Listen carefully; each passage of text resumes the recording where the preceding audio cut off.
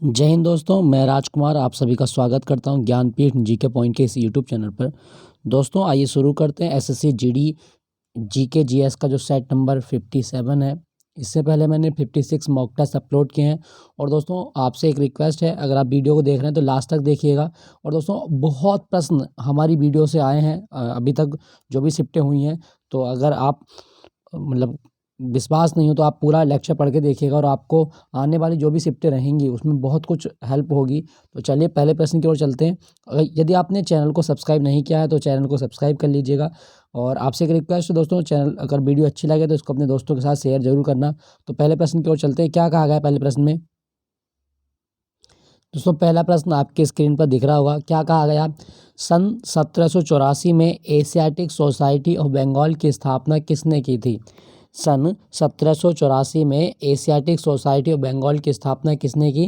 दोस्तों इसका सही जवाब क्या होगा? इसका सही जवाब होगा आपका option C, sir William Jones के द्वारा एशियाटिक सोसाइटी ऑफ बंगाल की स्थापना की गई थी। ठीक है दोस्तों, एशियाटिक सोसाइटी का उद्देश्य था कि भारत में अनुसंधान करना, भारत में जो विज्ञान की चीज़ें उनसे संबंधित विश्लेषण करना, बहुत सारी चीज़ों के लिए एशियाटिक सोसाइटी बनी थी। तो ये कब बनी थी? सन 1784 में। किसने बनाई थी? विलियम जोन्स ने।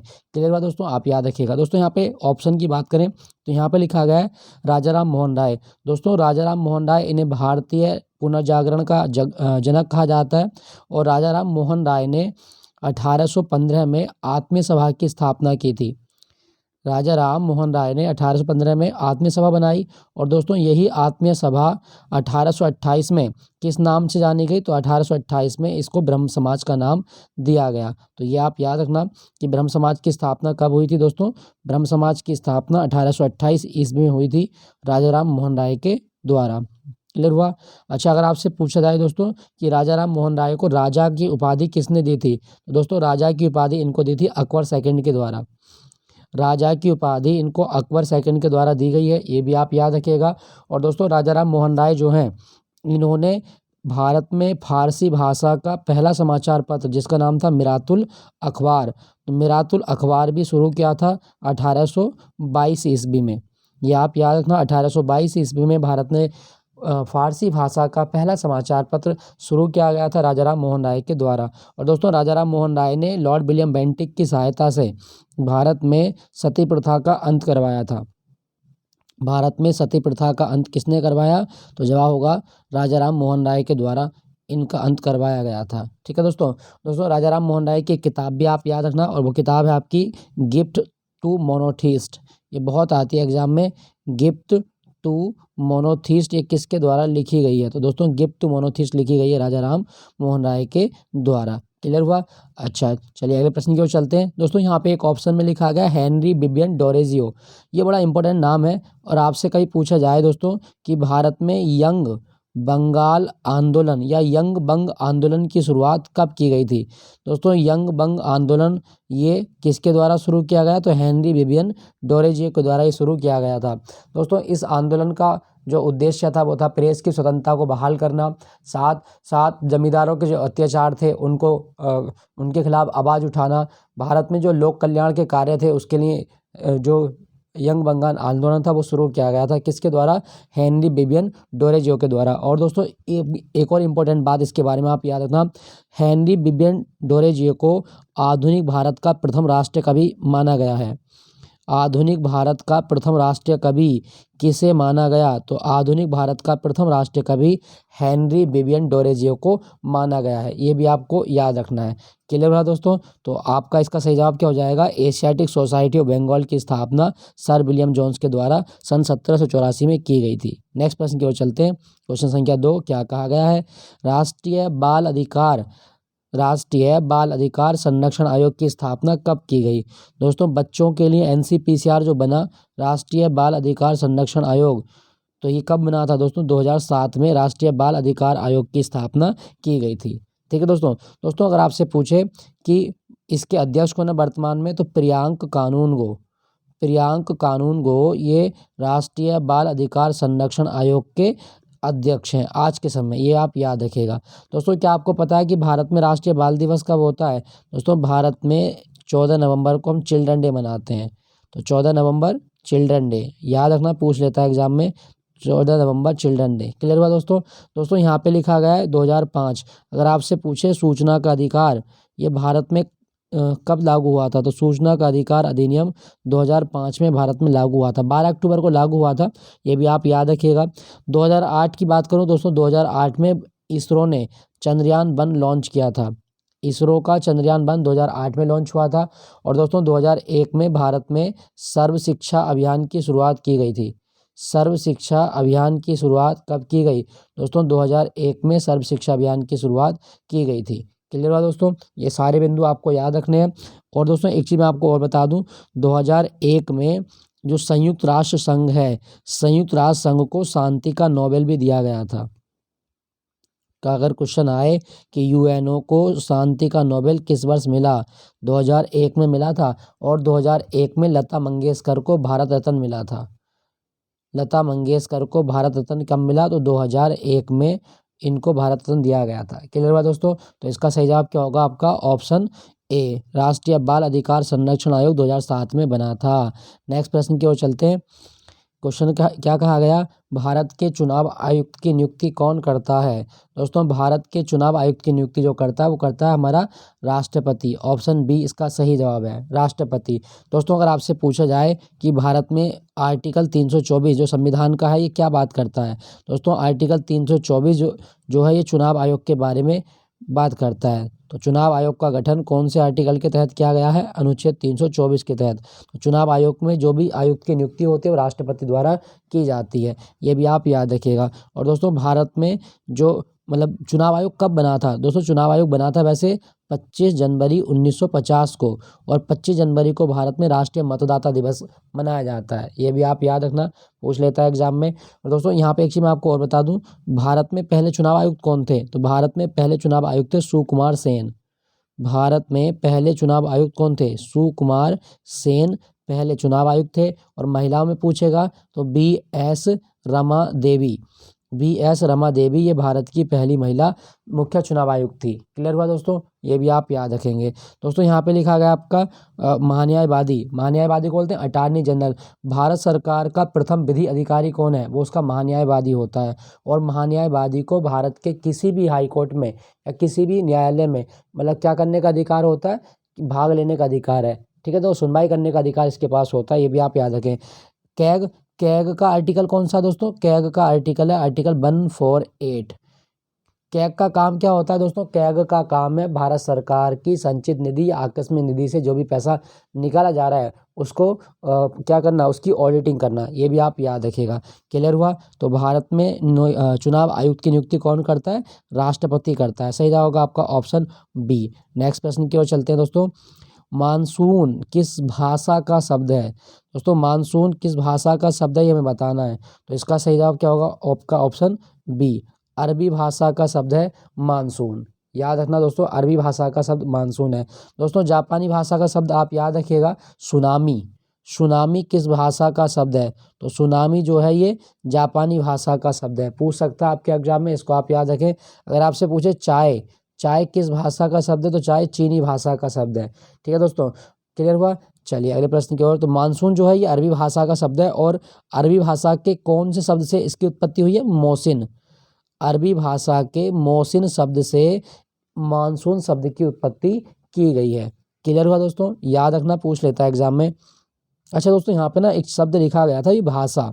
क्या आपको पता है कि भारत में भारतीय भाषा अनुसंधान केंद्र कहाँ पर है, भारत में भारतीय भाषा अनुसंधान केंद्र कहाँ पर है। दोस्तों भारत में भारतीय भाषा अनुसंधान केंद्र मैसूर में है, मैसूर में। याद रखना, पूछ सकता है आपके एग्जाम में। चलिए अगले प्रश्न की ओर चलते हैं। मोहिनी अट्टम, मोहिनी अट्टम किस देवता से संबंधित है। दोस्तों पहले तो आप याद रखिएगा कि मोहिनी अट्टम केरल का शास्त्रीय नृत्य है। अब दोस्तों आपने सुना होगा कि मोहिनी रूप किसने धारण किया था, भगवान विष्णु ने। तो विष्णु से संबंधित है, आपका ऑप्शन सी, मोहिनी अट्टम विष्णु भगवान से संबंधित है और ये केरल में किया जाता है। क्लियर हुआ दोस्तों। दोस्तों केरल का एक डांस और याद रखिएगा, वो है आपका कथकली। कथकली ये केरल का डांस है, ये भी आप याद रखें। और केरल को भारत में मसालों का बगीचा कहा जाता है। नेक्स्ट प्रश्न की ओर चलते हैं। क्या कहा गया, पृथ्वी पर उपलब्ध कुल जल का कितना प्रतिशत मीठा जल है? दोस्तों पृथ्वी पर जो कुल जल है अगर हम बात करें तो 41% जलमंडल का विस्तार, मतलब 71% भाग पर जलमंडल पाया जाता है। ठीक है दोस्तों, बाकी जो भाग है आपका लगभग 29% वो आपका स्थल है। अब आपसे पूछा गया कि पृथ्वी पर जो पीने योग्य पानी है, मतलब मीठा जल, वो कितना परसेंट है? दोस्तों इसका लगभग 2.5% बैठता है। 2.5% को देखें तो 2.7% पृथ्वी पर जो जल है उसका कुल जल का 2.5% है। ये भी आप याद रखना। ठीक है दोस्तों, बहुत इंपॉर्टेंट है, पूछ सकता है आपके एग्जाम में। दोस्तों आपको एक चीज़ बताऊं, अगर आपसे पूछा जाए कि आशुद्ध जल का पीएच मान कितना होता है, आशुद्ध जल का पीएच मान कितना होता है? दोस्तों आशुद्ध जल का पीएच मान होता है 7। याद रखना, ये पूछ लेता है एग्जाम में कि आशुद्ध जल का पीएच मान कितना है, वो 7 होता है। क्लियर हुआ? अच्छा, यहाँ पे दोस्तों लिखा गया है पृथ्वी। दोस्तों आपको 2-3 चीज़ें बता देता हूँ पृथ्वी के बारे में। ये आप मान लीजिए पृथ्वी है। पहला तो पृथ्वी को 2 भागों से जो मतलब लाइन विभाजित करती है वो होती है आपकी 0 डिग्री लैटिट्यूड, और इसको बोलते हैं विषुवत रेखा या भूमध्य रेखा। कौन सी रेखा दोस्तों? ये है आपका इक्वेटर यानी विषुवत रेखा। दोस्तों आपसे पूछेगा पृथ्वी का विषुवतीय व्यास कितना होता है, तो पृथ्वी का विषुवतीय व्यास है 12,756 किलोमीटर। ये आप याद रखना। दोस्तों अगर आपसे पूछे पृथ्वी का ध्रुवीय व्यास कितना है, तो पृथ्वी का ध्रुवीय व्यास आपका दोस्तों 12,714। पृथ्वी का ध्रुवीय व्यास 12,714 किलोमीटर है और पृथ्वी का भूमध्य व्यास 12,756 किलोमीटर है। क्लियर हुआ? दोस्तों पृथ्वी की त्रिज्या कितनी है, तो आप याद रखना पृथ्वी की त्रिज्या है 6,371 किलोमीटर। पृथ्वी की त्रिज्या 6,371 किलोमीटर है, ये आप याद रखिएगा। अच्छा, और कुछ चीज़ें, हाँ आपको और चीज़ें याद रखना है दोस्तों। पृथ्वी दिवस कब होता है? दोस्तों हर साल 22 अप्रैल को मनाया जाता है पृथ्वी दिवस। ठीक है दोस्तों, पृथ्वी को नीला ग्रह कहा जाता है, ये भी आप याद रखिएगा। और पृथ्वी जो है, पृथ्वी पर जी का मान कितना होता है? दोस्तों पृथ्वी पर जी का मान होता है 9.8 मीटर पर सेकंड स्क्वायर, ये भी आप याद रखिएगा। क्लियर है दोस्तों? तो इसका सही जवाब क्या होगा? पृथ्वी पर उपलब्ध कुल जल का 2.7% जल मीठा जल है। नेक्स्ट प्रश्न की ओर चलते हैं। द मिडनाइट चिल्ड्रन पुस्तक के लेखक कौन है? दोस्तों बहुत इंपॉर्टेंट है, बहुत आती है एग्जाम में। मिडनाइट चिल्ड्रन ये पुस्तक लिखी सलमान रुश्दी के द्वारा, तो जवाब होगा आपका ऑप्शन बी, सलमान रुश्दी के द्वारा मिडनाइट चिल्ड्रन पुस्तक लिखी गई है। ठीक है दोस्तों, विक्रम सेठ की सबसे इंपॉर्टेंट जो आपको याद रखनी है वो आपका 2 लाइव्स, ये बहुत आती है एग्जाम में। 2 लाइव्स ये किसके द्वारा लिखी गई है? तो 2 लाइव विक्रम सेठ की है। और दूसरा आपको याद रखना है 2 लाइव के अतिरिक्त a suitable boy, a suitable boy ये किसके द्वारा लिखी गई किताब है? दोस्तों ए सूटेबल बॉय लिखी गई है विक्रम सेठ के द्वारा। क्लियर हुआ? अच्छा, यहाँ पे लिखा गया दोस्तों अरविंद अडिग। अरविंद अडिग का एक उपन्यास याद रखना, the white tiger. The white tiger ये किसका उपन्यास है? दोस्तों अरविंद अडिग का उपन्यास है द वाइट टाइगर। और इस उपन्यास के लिए अरविंद अडिग को मैन बुकर अवार्ड भी मिल चुका है, ये भी आप याद रखें। दोस्तों यहाँ पे लिखा है रस्किन बॉन्ड बच्चों की प्रसिद्ध कहानियाँ लिखने के लिए जाना जाता है, और रस्किन बॉन्ड की आत्मकथा का नाम है lone fox dancing. Lone fox dancing किसकी आत्मकथा का नाम है? दोस्तों लॉन फॉक्स डांसिंग आत्मकथा रस्किन बॉन्ड की। क्लियर हुआ? चलिए अगले प्रश्न की ओर चलते हैं। दोस्तों 2 किताबें आपको और बता देता हूँ, दोनों आपको याद रख के जानी है, रट लेना, जीडी के लिए तो रट लेना बिल्कुल।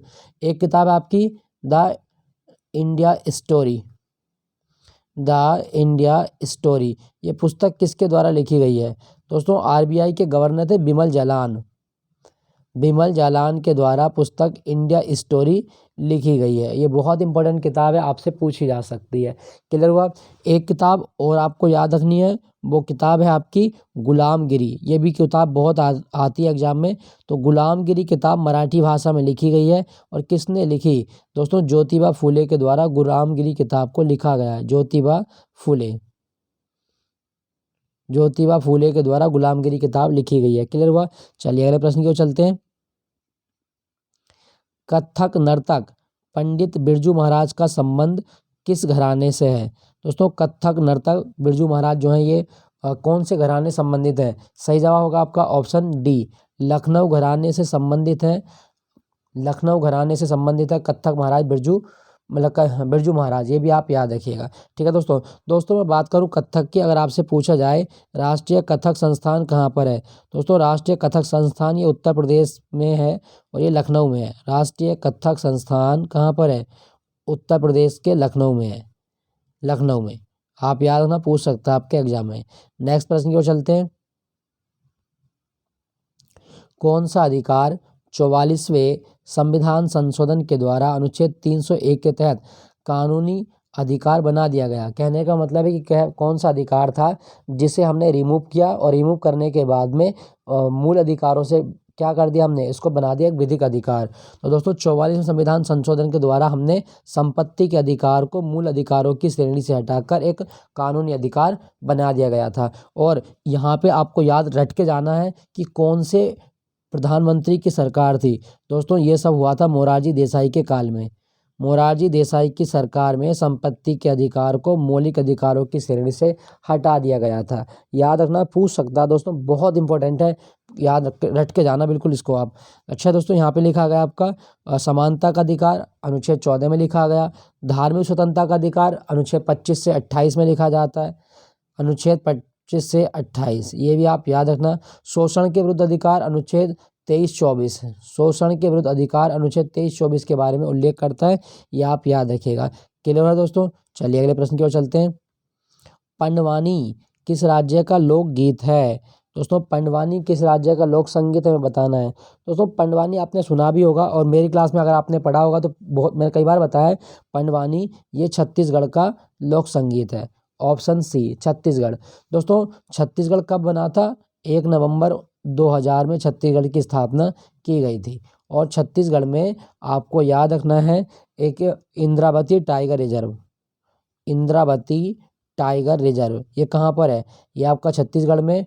और आपको याद रखना दोस्तों, जो छत्तीसगढ़ है, छत्तीसगढ़ में एक जगह है बैलाडीला की खान, और बैलाडीला की खान से क्या निकाला जाता है, वो निकाला जाता है लोहा। याद रखना दोस्तों, छत्तीसगढ़ जो है इसमें आपको और क्या याद रखना है, Kanger valley national park.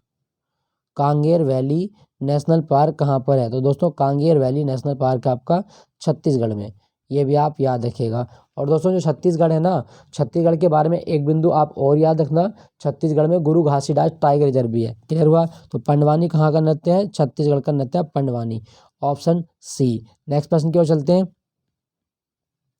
Lord Wellesley द्वारा शुरू की गई सहायक संधि को सबसे पहले किसने स्वीकार किया था। दोस्तों लॉर्ड वेलेस्ली की सहायक संधि जो शुरू हुई थी 1798 ईस्वी में। किसने मतलब सबसे पहले स्वीकार किया था, दोस्तों जो आपका हैदराबाद का निजाम थे, हैदराबाद के राजाओं द्वारा सबसे पहले सहायक संधि जो थी वो अपनाई गई थी। आपका सही जवाब होगा आपका ऑप्शन बी, हैदराबाद रियासत, ये आप याद रखेंगे। ठीक है दोस्तों अगर आपसे पूछा जाए कि भारत में जो सहायक संधि है, सहायक संधि किसने स्टार्ट की थी, तो लॉर्ड हेनले ने स्टार्ट की थी, सॉरी हेनले नहीं, वेलेस्ली, लॉर्ड वेलेस्ली के द्वारा स्टार्ट की गई थी। नेक्स्ट प्रश्न की ओर चलते हैं। हलीम खान का संबंध किस शास्त्रीय नृत्य से है।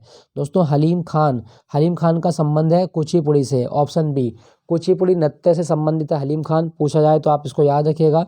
दोस्तों कुचिपुड़ी जो है ये आंध्र प्रदेश का गांव है, और आंध्र प्रदेश के इस गांव के नाम पर ही एक शास्त्रीय नृत्य का नाम रखा गया है। कौन से जिले में आता है कुचिपुड़ी, तो कृष्णा जिले में आता है, कुचिपुड़ी कृष्णा जिले में आता है, याद रखिएगा। क्लियर। यहाँ पे लिखा गया दोस्तों सतरिया, सतरिया असम का डांस है, और शंकर देव जो थे इन्होंने सतरिया को शुरू किया था। सतरिया को शुरू करने का श्रेय किसे दिया गया, शंकर देव को। भरतनाट्यम दोस्तों ये तमिलनाडु का है, कथक अभी आपने पढ़ा था ये यूपी का है। क्लियर हुआ। चलिए अगले प्रश्न की ओर चलते हैं। तो हलीम खान कुचिपुड़ी नृत्य करता है। कौन सा विटामिन आरबीसी के निर्माण में सहायक होता है। दोस्तों जो हमारी लाल रुधिर कणिका है इनके निर्माण में कौन सा विटामिन सहायक होता है। सही जवाब होगा आपका ऑप्शन बी12 जो होता है ये विटामिन ई की रासायनिक जो चीज़ें हैं उनको कंजप्शन कराने में या उसको बढ़ाने में मदद करता है, ये भी आप याद रखिएगा। दोस्तों यहाँ पे लिखा गया रेटिनोल विटामिन ए का नाम है। ठीक है दोस्तों। विटामिन सी की बात करूँ तो एस्कॉर्बिक अम्ल विटामिन सी का नाम है, और विटामिन सी जो होता है एक एंटीऑक्सीडेंट विटामिन होता है। एंटीऑक्सीडेंट विटामिन कौन सा है, विटामिन सी, ये भी आप याद रखें। विटामिन के को बोलते हैं फ्लोक्विनोन, और विटामिन के जो है ये रक्त का थक्का बनाने में सहायता करता है। क्लियर हुआ। नेक्स्ट प्रश्न की ओर चलते हैं। विटामिन शब्द किसने दिया था? फंक के द्वारा विटामिन शब्द दिया गया था, दिया गया नहीं, फंक के द्वारा विटामिन शब्द नहीं दिया गया। अच्छा, क्या बोल रहा हूँ मैंने बोला था कि विटामिन शब्द किसने दिया? दोस्तों विटामिन शब्द दिया है फंक ने, सॉरी, विटामिन शब्द किसने दिया? फंक ने दिया है। क्लियर हुआ। नेक्स्ट प्रश्न की ओर चलते हैं। कौन सा अनुच्छेद अस्पृश्यता का उन्मूलन करता है? दोस्तों अनटचेबिलिटी मतलब छुआछूत को बैन किया गया है कौन से अनुच्छेद में? दोस्तों अनुच्छेद 17 इस बात का उल्लेख करता है कि भारत में अस्पृश्यता का उन्मूलन, मतलब जो अस्पृश्यता है वो नहीं होगी, अस्पृश्यता का उन्मूलन किया जाएगा। ठीक है दोस्तों, अनुच्छेद 17। अनुच्छेद 21 की बात करूँ दोस्तों, जीवन का अधिकार अनुच्छेद 21 में लिखा गया है। जीवन का अधिकार कौन से आर्टिकल में आता है? अनुच्छेद 21 में। बात करें अनुच्छेद 18 की, दोस्तों अनुच्छेद 18 उपाधियों का अंत करता है। उपाधियों का अंत कौन से आर्टिकल में लिखा गया है? अनुच्छेद 18 में उपाधियों का अंत लिखा गया है। दोस्तों यहाँ पे लिखा गया है अनुच्छेद 12। अनुच्छेद 12 राज्य की परिभाषा देता है। राज्य की परिभाषा कौन से आर्टिकल में है? तो आर्टिकल 12 और 36 में राज्य की परिभाषा लिखी गई है, याद रखना दोस्तों। तो इसका सही जवाब क्या होगा? अनुच्छेद 17 अस्पृश्यता का उन्मूलन। नेक्स्ट प्रश्न की ओर चलते हैं। बंगाल विभाजन के विरोध में स्वदेशी आंदोलन की शुरुआत कब की गई थी? दोस्तों बंगाल विभाजन के विरोध में स्वदेशी आंदोलन जो शुरू हुआ वो हुआ था आपका 7 अगस्त 1905 को। कहाँ से? कलकत्ता के टाउन हॉल से। कलकत्ता के टाउन हॉल से जो स्वदेशी आंदोलन है इसकी शुरुआत की गई थी, ये भी आप याद रखिएगा। क्लियर हुआ दोस्तों? तो पूछा जाए तो आप याद रखेंगे। नेक्स्ट प्रश्न की ओर चलते हैं। भारत की संसदीय प्रणाली में शून्यकाल की शुरुआत कब हुई थी? दोस्तों भारत की संसदीय प्रणाली में शून्यकाल की शुरुआत हुई थी 1962 में। ऑप्शन बी, 1962 में हमने शुरुआत की थी, याद रखिएगा दोस्तों। दोस्तों यहाँ पे लिखा गया 1975। अगर आपसे पूछे कि भारत ने पहली बार या एकमात्र बार हॉकी विश्व कप कब जीता था? दोस्तों भारत में पहली बार या एक बार हॉकी विश्व कप जो जीता भारत ने वो 1975 में जीता था, ये भी आप याद रखें। दोस्तों यहाँ पे लिखा गया है 1986। भारत में पर्यावरण संरक्षण अधिनियम कब लाया गया था? दोस्तों भारत में पर्यावरण संरक्षण अधिनियम 1986 में लाया गया था। पर्यावरण संरक्षण अधिनियम, ये भी आप याद रखिएगा। तो इसका सही जवाब क्या होगा? संसदीय प्रणाली 1962 में शुरू की गई थी, ऑप्शन बी। नेक्स्ट प्रश्न की ओर चलते हैं। किस पंचवर्षीय योजना का उद्देश्य आत्मनिर्भरता प्राप्त करना था? दोस्तों कौन सी पंचवर्षीय योजना थी? तो वो थी आपकी तीसरी पंचवर्षीय योजना। दोस्तों तीसरी पंचवर्षीय योजना 1961 से 1966 तक चली थी, ये भी आप याद रखिएगा। और दोस्तों यहाँ पे लिखा गया चौथी पंचवर्षीय योजना 1969 से 1974, चौथी पंचवर्षीय योजना थी।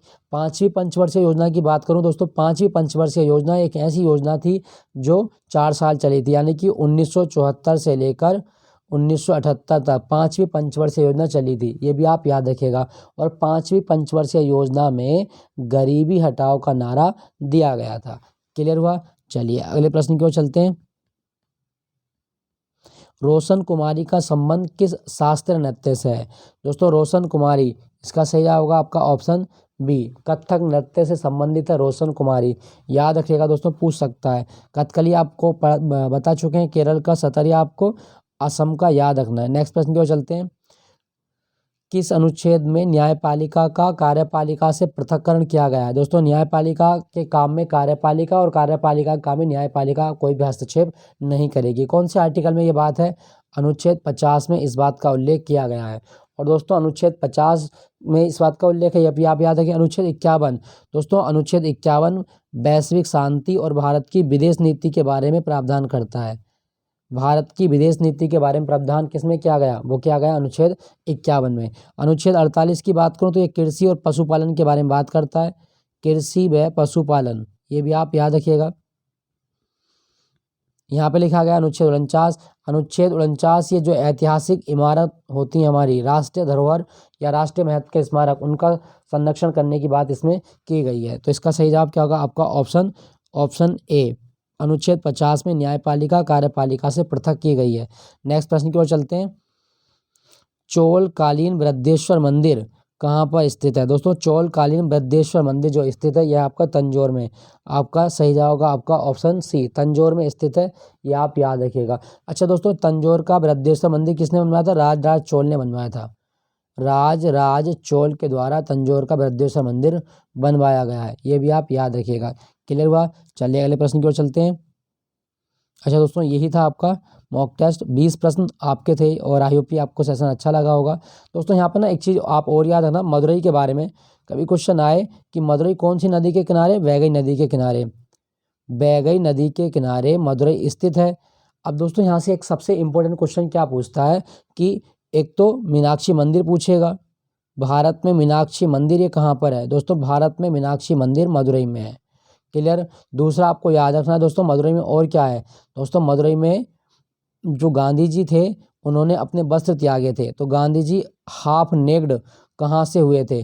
गांधी जी ने अपने कपड़े कहाँ से त्यागे थे? तो वो था आपका मदुरई। यहाँ से गांधी जी ने अपने वस्त्र त्याग दिए थे, ये भी आप याद रखिएगा। ठीक है दोस्तों, तो चौलकालीन बृहदेश्वर मंदिर कहाँ पर स्थित है? तंजौर में स्थित है। Option C, option C is the right answer. तो ये थे दोस्तों आज के 20 प्रश्न। आई होप ये सेशन आपको अच्छा लगा होगा।